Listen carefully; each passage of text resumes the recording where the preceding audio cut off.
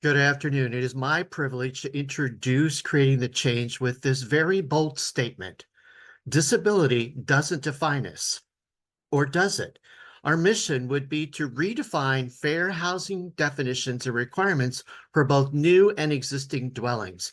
And we have one member of our team who's more qualified to speak on this than all the rest of us in this whole cohort. So I now turn it over to Tina. Thank you, Jim. This is our why. The urgent need for affordable, mobility accessible housing cannot be overstated. As someone who lives with a disability, I know firsthand the fear, isolation, and marginalization that comes with it. I know what it feels like to be 28 days from becoming homeless because there's no mobility accessible place to call home. I know the desperation, the anxiety, and the feeling of being completely alone. I know what it feels like to be unable to visit my grown children because their apartments isn't accessible. The pain of missing out on precious moments, the ache of being separated from loved ones by simple staircases and narrow doorways. I know what it feels like to spend holidays, birthdays, and special events alone because friends and family members' homes aren't accessible. The loneliness, the disappointment, and the feeling of being forgotten is overwhelming. But I also know that this doesn't have to be the way it is. People with disabilities need options to choose from single family homes, townhouses, apartments, or any dwelling they feel mobility accessible for them and their family. We need affordable, mobility accessible housing that allows us to live independently with dignity and respect. We need the available to visit our loved ones, to participate in our communities, and to live life to the fullest. We need affordable, accessible housing that's just not a roof over our heads, but a foundation for living our best lives. That's why we need affordable, mobility accessible housing options now. We need to create the world where everyone can live independently with dignity and respect. A world where people with disabilities aren't forced to live in isolation and can thrive in inclusive communities. We can make this vision a reality. We must make this vision a reality. The time for accessible, affordable housing is now. Let's work together to create a world where everyone has access to safe, inclusive, affordable mobility housing. Everyone can live in a mobility accessible house, but we cannot live without one. I'd like now to introduce Mayor Pro Tem Daniel to go with the urgent need. Thank you, Tina. Appreciate that. Urgent need for action, ladies and gentlemen. The distinction between ADA mobility and ADA accessibility is crucial in fostering true inclusion. I repeat, is crucial in fostering true inclusion. ADA mobility focuses on enabling individuals to navigate freely, whereas ADA accessibility ensures that buildings and facilities are usable and accessible. Many environments are lacking basic accessibility standards for better mobility within, proper infrastructure necessary for effective mobility within developments, poorly maintained sidewalks within these developments, insufficient public transportation options surrounding these developments, and absence of clear, intuitive wayfinding systems. Specific needs that are needed now are enhanced transportation services, improved urban planning for these developments, and community awareness initiatives to educate our communities on the urgency for action. Up next to speak a little bit on solutions, visions, and strategies is my amazing colleague who just celebrated his birthday yesterday, Mr. Shawn Strohman. Thank you, Daniel, Mr. Mayor Pro Tem. So with this new legislation, we're asking for consideration and working with our partners within the industry, such as NAHB, the National Association of Home Builders, to really focus on mobility accessible. We all live with current accessibility requirements. However, there's a missing link. And what is that missing link? It's, as my colleague Tina noted earlier, these facilities and these homes are not mobility accessible. So sure, we provide a ramp to on a sidewalk to get in.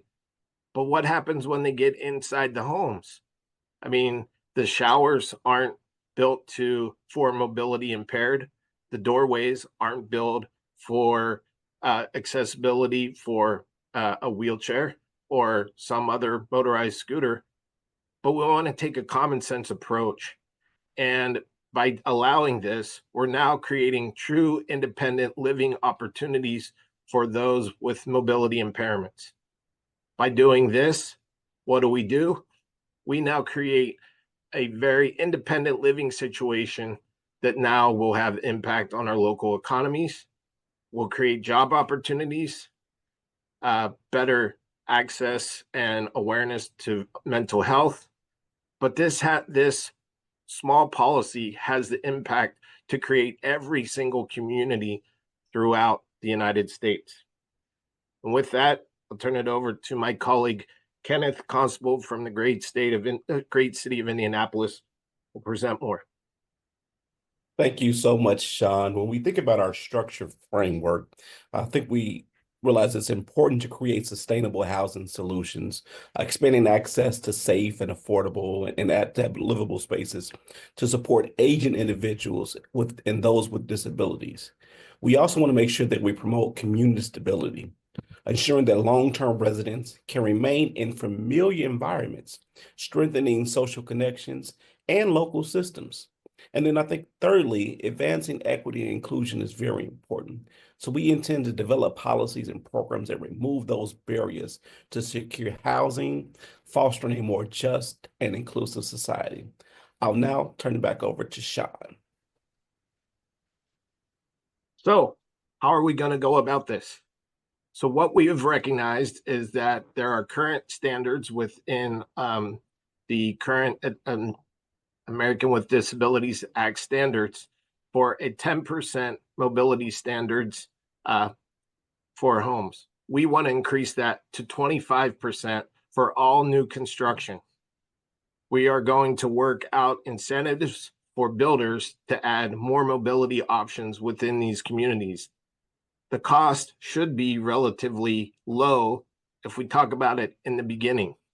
But for an example, as an incentive, most builders these days and most developers will try to gain access through the home choice voucher program. What we see doing, what our policy envisions, is tying these requirements, 25% for all new construction, to those housing choice vouchers program. So our initiative will work with the Fair Housing Act, with the Housing and Urban Development, as well as various state agencies, to incorporate these requirements, and local and industry partners, such as I mentioned them earlier, the National Association of Home Builders. Because what we're trying to achieve, we're not trying to achieve accessible housing. We're trying to increase visitability access. My colleague Tina, as she mentioned earlier, if there are a set of stairs to go into an apartment building, she can't visit her friends. Or if an elderly person has a walker and they're going along uneven sidewalks, how do they gain access to that? So we recognize the current requirements related to accessibility. Now we're trying to increase mobility access, as well as we're trying to meet local needs with the current construction climates. With that, I'll turn it over to my colleague, Majority Whip and Assembly Member Carol Murphy from the great state of New Jersey. Great, thank you. So as we talk about timeline, we're talking about in real time. So we're talking about how we present our vision to what this policy looks like to our partners, to our legislators, whether they're on the national front or state parts.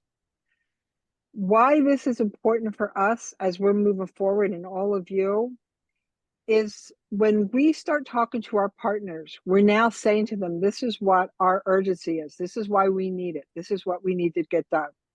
We need to assure that we pick the right legislator, whether it's on a national front or on a state front, who is going to be able to work with the group that is presenting this. It's all about relationships. It's all about people working together and making one bill become law. And how you do that is by pushing the bill to the part where once we are done what we need to do, as whether you are lobbyists or in this case we are activists, we are people who want to push an issue that makes sense not only for the people that we are representing, but also for everybody. Accessibility. It allows us to continue being part of the resolution and not just stop once you get into legislation. Once that legislation is put into effect, the time frame now slows up, or it could go faster, depending upon the legislature that this is going through. If it's federal legislation, that could be even longer. But in state legislature, because each state operates in its own fashion, in its own timeline, in its own ways, each bill that is done, that is put forward, while it still maintains those same that we need are in there. What's going to be the difference is our timeline. So once we start looking at this and the bill gets signed and it's passed through law, we're looking at about 120 days after the bill is signed and put into law that we can now expect our new development, our developers, our construction workers to be able to start activating those changes that we want in place. Thank you. And I'm going to turn it back over to Jim, I thought, but we'll go from there. We have sets of people we're going to have to work with: the Department of Housing and Urban Development, our home builders, general contractors, as well as those dealing with fair housing.